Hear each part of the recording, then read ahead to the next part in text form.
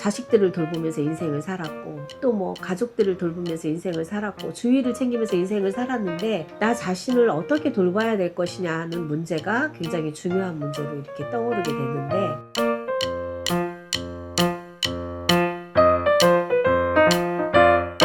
내담자분들이 대부분 오시면 굉장히 어려운 문제들을 많이 갖고 오세요. 그리고 이제 대부분 나는 왜 이렇게 불행했을까요? 나는 어려서부터 왜 이렇게 힘들었을까요? 내 삶은 왜 이렇게 고단했을까요? 이런 얘기를 많이 하시는데, 사실 저는 이제 그런 얘기를 들으면서 이분들이 이 고난이 많고 어렵고 힘들었던 이유가 이분들에게 불행이 아니라 이런 어려운 시절들을 다 거쳐서 오시면서 이제 극복해가는 과정이라는 마음이 드니까 이분들의 앞날이 축복이 되는 거예요. 지금까지 어려웠던 그 모든 것들이 앞으로 당신이 살아갈 수 있는 굉장히 중요한 자원이 될 거라는 말들을 많이 해드리거든요. 그러면 그분들이 정말 그 말을 듣고 힘을 얻으세요. 힘을 얻으시고 생각이 바뀌는 거죠. 나는 불행하다는 생각이 내가 좀 더 행복한 삶을 살기 위해서 내가 이런 많은 어려움들을 겪어서 인내하고 극복하는 과정을 통해 성장을 하는구나,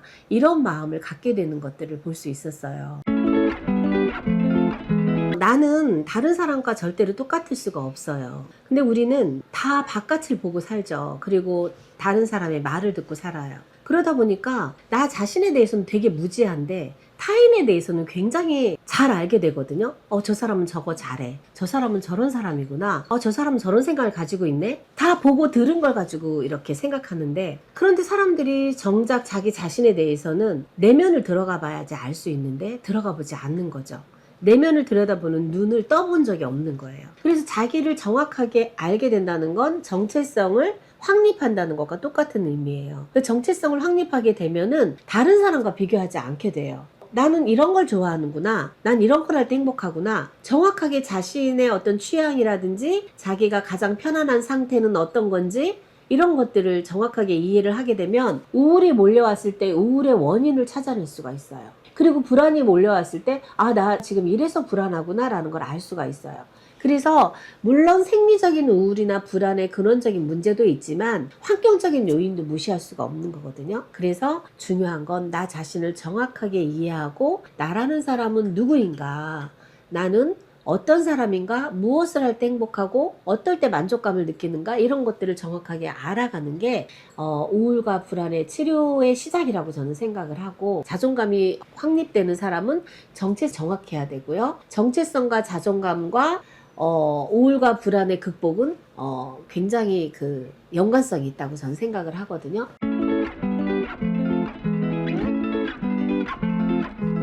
나를 어떻게 돌봐야 될 것이냐라는 이제 고민을 하면서 제가 좋아하는 것들을 찾아서 하기 시작했어요. 저는 사실은 이제 책을 보는 걸 되게 좋아하고, 특히 어려운 책보다는 마음에 감동을 주는 책을 되게 좋아해요. 그래서 그런 책들을 읽으면 감동이 마음에 되면은 마음에서 막 힘이 나거든요. 마음이 설레이기 시작하잖아요. 그 감동이 뭔가 새로운 삶을 향해서 나갈 수 있는 어떤 도약하는 힘을 주거든요. 그래서 그렇게 감동을 주는 책자들을 좀 골라서 읽기 시작했고, 그리고 이제 제가 사실은 굉장히 좀 분위기가 좀 편안한 카페 같은 데를 되게 좋아해요. 그래서 정말 사람이 많지 않은 조용한 카페, 바닷가 근처의 카페라든지 수목원 안에 있는 카페라든지 이런 데를 잘 찾아다니게 되고, 주말에는 항상 그런 곳을 찾아다녀서 가서 저를 푹 쉬게 해주고, 그리고 또 제가 맛있는 걸 좀 좋아하거든요. 그래서 저는 혼자서 뷔페도 가봤어요.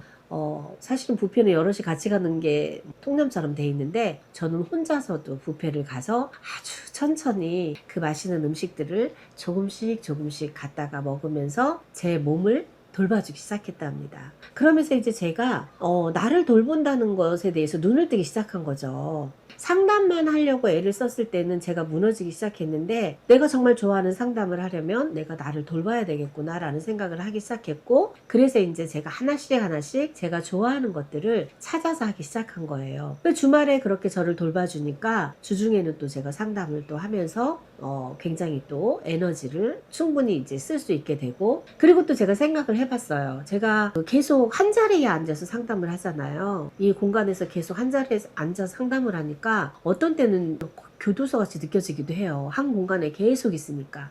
그래서 제가 내가 찾아가는 상담도 해야 되겠다라는 생각을 하게 됐어요. 그래서 제가 이제 집단 상담을 찾아가서 하기 시작했어요. 뭐 도서관 같은데 이런 데서 이렇게 인원수를 좀 이렇게 한 5명 내지 10명 정도 되면은 거기 가서 인문학을 중심으로 해서 집단 멘토링을 하게 된 거죠. 너무 재밌는 거예요.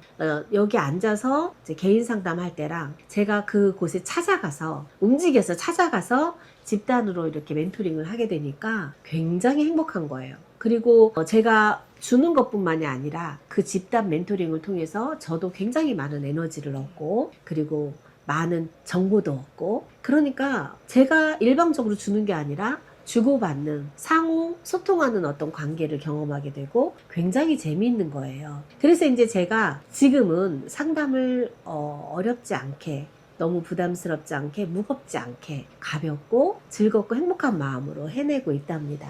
자, 여러분들도 사실은 자기 돌봄이라는 게 굉장히 중요하죠. 아이를 키우는 엄마들도 그렇고 또 이제 노년기에 접어들면서 사실은 자식들 다 커서 이렇게 또 독립을 하고 이제 적적한 어떤 시간을 보내시는 분들도 있잖아요. 그러면 자기 돌봄이라는 게 굉장히 중요한 이슈로 떠오르는 거죠. 자식들을 돌보면서 인생을 살았고 또 뭐 가족들을 돌보면서 인생을 살았고 주위를 챙기면서 인생을 살았는데 나 자신을 어떻게 돌봐야 될 것이냐 하는 문제가 굉장히 중요한 문제로 이렇게 떠오르게 되는데 사실은 중요한 거는 내가 무엇을 할 때 행복한지를 아는 게 제일 중요한 것 같아요. 자기 돌봄의 시작은 바로 그거거든요. 내가 좋아하는 일을 찾아서 하는 거예요.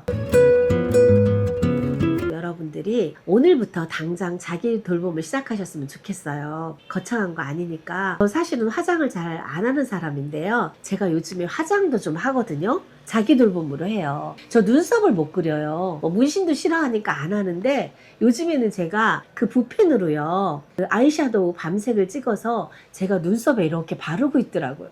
근데 재밌는 거예요. 저는 평생 나는 화장을 못해 이렇게 생각하고 살았거든요. 근데 그게 아니라 나를 돌본다는 건 나를 관리해 주는 것도 포함이 돼 있더라고요. 그래서 제가 붓펜으로 눈썹을 칠하면서 너무 신기한 거예요. 그리고 제가 입술도 바르고 파우더를 제가 이렇게 바르고 있거든요. 너무 신기하면서 행복한 거예요. 제가 전에는 거추장스러워서 화장을 안 하려고 했는데 시간 아까워서 안 했거든요. 근데 지금은 화장을 하는 시간이 저에게 너무 행복한 시간이 된 거예요. 이렇게 자기 돌봄은 내가 지금까지 안 했고 몰라서 못 했는데 하다 보면 재미있는 거 재밌어지는 거 그게 자기 돌봄이거든요. 나답게 살아도 될 것 같아요.